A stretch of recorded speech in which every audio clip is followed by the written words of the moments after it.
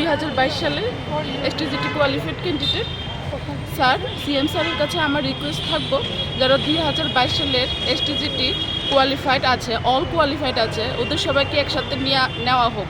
কারণ আমাদের 2022-তে এক্সাম দিয়েছিলাম, এখন 3 years running, already 3 years running. আর আমাদের মধ্যে অনেকেই আছে যারা ওভারেজ হয়ে গেছে বা ওভারেজ হবে।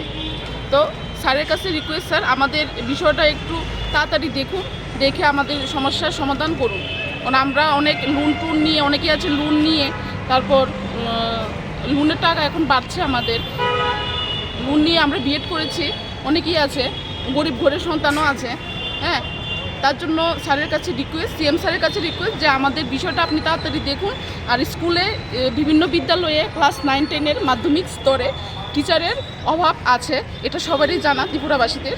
তার জন্য স্যারের কাছে, সিএম স্যারের কাছে রিকোয়েস্ট, আপনি সমস্যাটা সমাধান করুন আর আমাদের অতি সত্বর নিয়োগ করুন। নমস্কার। আপনাদের বিষয়টা তো কোর্টের রয়েছে, হাইকোর্ট থেকে তো রায় দিয়ে দিয়েছে, এখন সুপ্রিম কোর্টে আছে।